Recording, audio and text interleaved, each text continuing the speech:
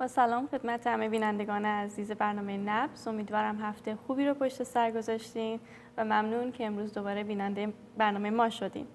امروز دوباره در خدمت مهمونمون هستیم دکتر جسیکا ری و میخوایم در مورد مشکلی صحبت بکنیم که خیلی‌ها تو این فصل دچارش میشن، آلرژی.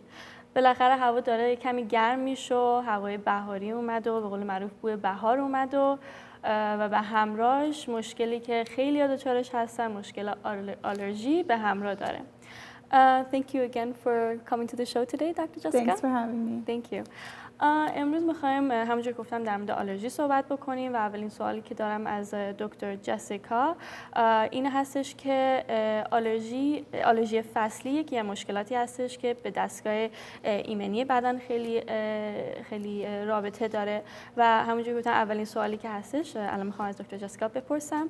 Can you tell me how you view the problem of allergies in the body according to natural medicine? Sure. Okay, so seasonal allergies, we say it's a problem of an overactive immune system, but with an underlying cause of weakness in the body. سوالی که از دکتر جسیکا پرسیدم این بودش که میتونی به بینندگان عزیز توضیح بدین که این آلرژی رو شما در طب که دارین طب طبیعی چجوری میبینین؟ و ایشون گفتن که آلرژی همونجور که گفتم فصلی هستش و یه مشکلی هستش که به دستگاه ایمنی بدن رابطه داره و کلا سیستم ایمنی بدن رو بیش از حد فعال میکنه و فعال میشه و یک ضعف اساسی به وجود میاره. So the body comes into contact with substances which it should not be allergic to, but when pollens and grasses are inhaled, in the nose area, the allergens cause histamines to be released, and the histamines are what causes the symptoms of allergies, the typical symptoms such as the runny nose, the sneezing, and the itchy eyes. دکتر جسیکا میگن که بدن کلا شروع میکنه به حمله کردن به مواد عمومی که در تماس میان باهاش، مثل گرده و مثلا چمن به طور مثال، و از طریق بینی به ریه فرو میره. وقتی گلبولهای بینی با این مواد که حالا همون چمن یا مثلا گرده هستش تماس میگیرن، ماده به نام هیستامین رها میشه و علائم و نشانه های آلرژی شروع میشه. حالا میتونه این علائم مثل آبریزش بینی باشه، عطسه باشه، خارش بیش از حد چشم باشه. So it's interesting that people who do get seasonal allergies are also more likely to get eczema and allergic asthma. That's interesting. یه نکته خیلی جالبی گفتن، معمولا کسایی که به آلرژی دچار میشن و این مشکل واسهشون پیش میاد، کسایی هستن که معمولا دچار آسم و اگزیما هم میشن. So the symptoms of allergies are just like the symptoms of a common cold, and in Chinese medicine we actually see them as very similar. We say that they're due to the same cause of evil wind invading the body due to the weakness of the defenses in the body. So the underlying causes are always weakness. Okay. در طب چینی یا همون طب جایگزین این دو مریضی، یعنی مریضی آلرژی و سرماخوردگی مثل همن، یعنی مثل هم دیده میشن و این دو مریضی به خاطر وارد شدن پاتوژن‌های خارجی در بدن هستش که معمولا در همون طب چینی باد یکی از این عناصری هستش که وارد بدن میشه و به بدن حمله میکنه و باعث آلرژی میشه. Okay. My next question would be, are there any natural remedies that you would recommend for people with allergies? Definitely. There's generally always something that can be done naturally. Some natural remedies that people can do are always targeted towards the immune system. Most of the natural remedies work better when the people are not currently having the allergies, so in the off season, but there are also things that we can do for the current allergy symptoms. So the first treatment which I would recommend would be acupuncture. Acupuncture is effective in treating seasonal allergies, especially when there are current symptoms going on, and it should be done from 1 to 2 times per week. سوالی که از دکتر جسیکا پرسیدم بود که راه حل‌های طبیعی وجود داره برای آلرژی و ایشون گفتن راه طبیعی وجود داره که میتونین انجام بدین برای برطرف کردن آلرژی، ولی در فصل‌های معمولاً باید شروع بکنین که هنوز آلرژی نگرفتین، یعنی فصلایی که آلرژی نیستش. زمانی که آلرژی رو دارین فقط اون علائم رو میتونین، زمانی که یعنی آلرژی رو گرفتین فقط میتونن اون علائمی رو خوب بکنن که دچار شدین و اگه کلا بخواین راه حل یا درمونی پیدا بکنین، همونجور که گفتن در زمانهایی که فصل آلرژی نیستش برین، میتونن اون مشکل آلرژی رو از ریشه کلا برطرف بکنن و بهتر بتونن این مشکل رو از بین ببرن. و یکی دیگه از راههایی که میتونین انجام بدین، اولین کاری که معرفی کردن طب سوزنی هستش که معمولا 1 تا 2 بار در هفته توصیه میکنن که انجام بشه تا تاثیر خوبی رو داشته باشه. So herbal medicine is also effective to treat allergies, and when combined with acupuncture, works even better. With Chinese medicine, we create herbal formulas which treat the root cause of the allergies. So we make exactly custom formulas for people, and that, as I said, works on the root imbalance, but we also can prescribe formulas for the people's current allergy symptoms. یکی دیگه از کارهایی که میکنن معمولا داروهای گیاهی که توصیه میکنن و این داروهای گیاهی فراوانی وجود داره که وقتی که داروهای گیاهی رو معمولا با طب سوزنی با هم انجام بدین خیلی بهتر کار میکنه و میتونین این مشکل آلرژی رو برطرف بکنین، بهتر دو تا کار با هم انجام بدین.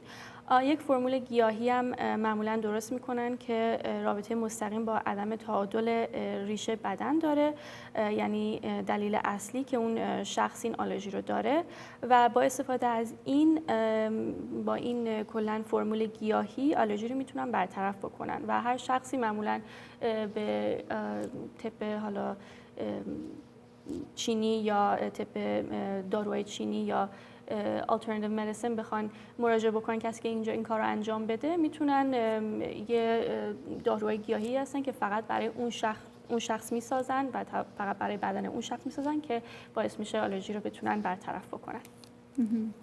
Leech therapy is another natural treatment that we can use to treat allergies, and it is best done on the off season of the allergies, so it's not really recommended to treat current allergy symptoms.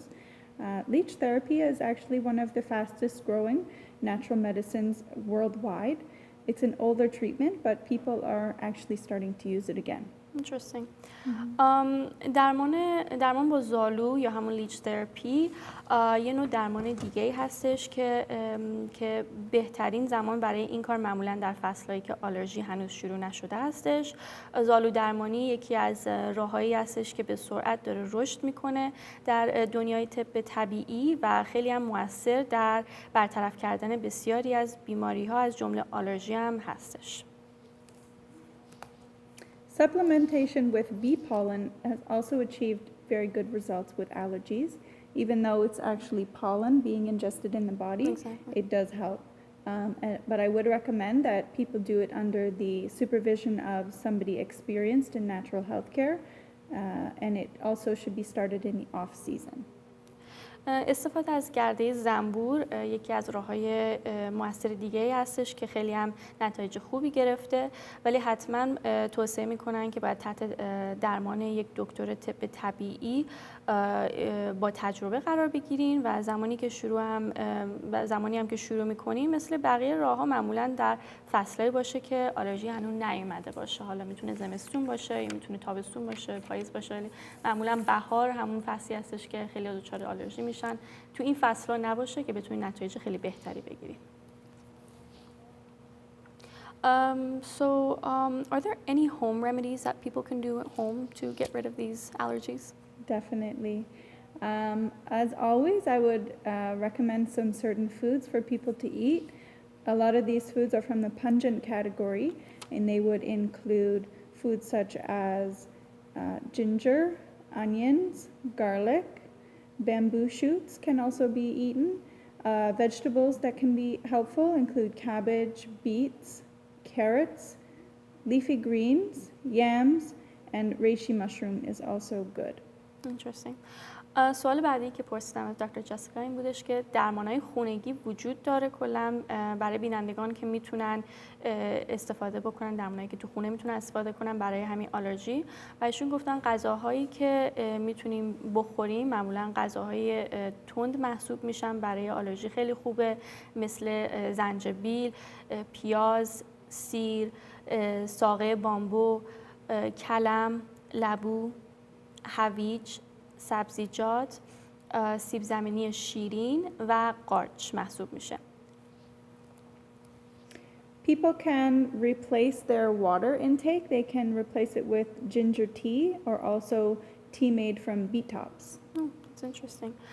کارهای دیگه‌ای که میتونین بکنین چایایی هستن که میتونین درست بکنین به جای حالا آب بنوشین که چای زنجبیل یا چای لبو میتونین بنوشین که کمک میکنه برای آلرژی. So there are also foods that people can avoid eating. Number one, I would recommend that people try to avoid eating wheat. This is because it's a highly allergenic food and it's damaging to the digestive system. So it's not recommended for people with any immune system problems such as allergies. و یه سری غذاهایی هستن که باید ازش پرهیز بکنیم برای کسایی که آلرژی دارن خوب نیستش. غذاهایی مثل غذایی که گندم توشون دارن برای دستگاه گوارشی بدن اصلا توصیه نمیشه و برای کسایی که مشکل دارن با دستگاه ایمنی بدن یک غذای دیگه باید که ازش پرهیز بکنن مرکبات هستش که حالا بیشتر به داخلش هست که در این رابطه صحبت میکنیم. اولین غذایی کلا معرفی کردن که بعد ازش پرهیز بکنیم غذایی که در رابطه با گندم هستن. Citrus foods should also be avoided, so lemon, tangerines, those kinds of things, because they are astringent and they close the pores when we actually need to be opening the pores. Okay. همونجور که گفتم بعضی از مرکبات هستن مثل پرتقال یا لیمو، اینا حتما باید پرهیز بکنیم و دوری بکنیم چون مجارا رو میبندن زمانی که باید مجارا کلا باز باشن. Another thing to avoid would be highly processed foods, so from boxes, frozen foods, things like that. They often include chemicals and dyes, which are toxic to the body and also not recommended for people with immune system problems. Interesting. غذای بعدی که بعد ازش پرهیز بکنیم غذای معمولا هستش فریزری، غذایی که کلا فراوری هستن، آماده شده هستن که مواد شیمیایی دارن، رنگ دارن و کلا این غذا سم هستش که وارد بدنتون میکنین. برای عزیزانی که مشکل دارن با سیستم ایمنی بدن که باعث آلرژی میشه اصلا توصیه نمیشه.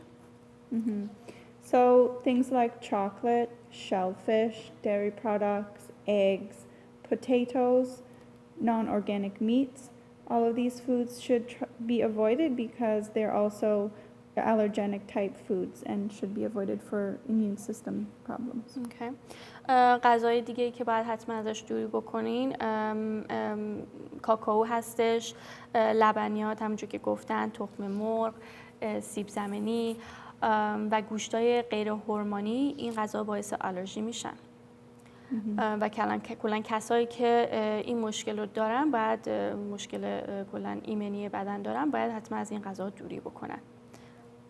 So the last thing that I would recommend for people is that they keep their bowel movements regular, and this is to avoid toxins and waste being reabsorbed by the body.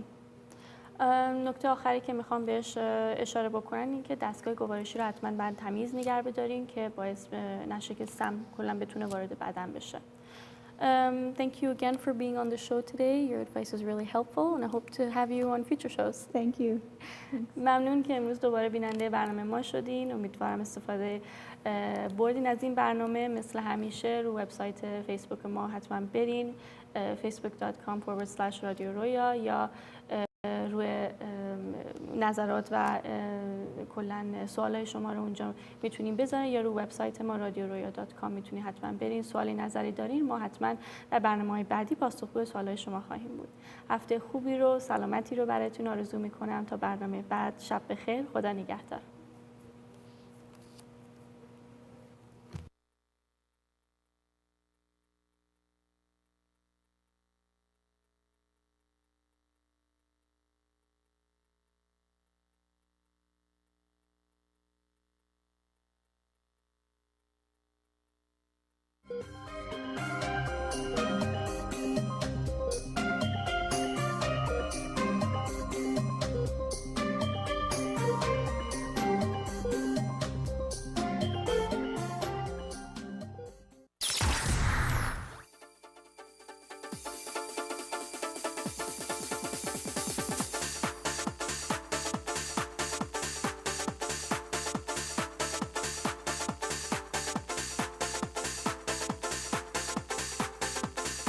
روی نظرات و کلا سوالای شما رو اونجا میتونین بذارین یا رو وبسایت ما radioroya.com میتونین حتما برین. سوالی نظری دارین ما حتما در برنامه‌های بعدی پاسخگوی سوالای شما خواهیم بود.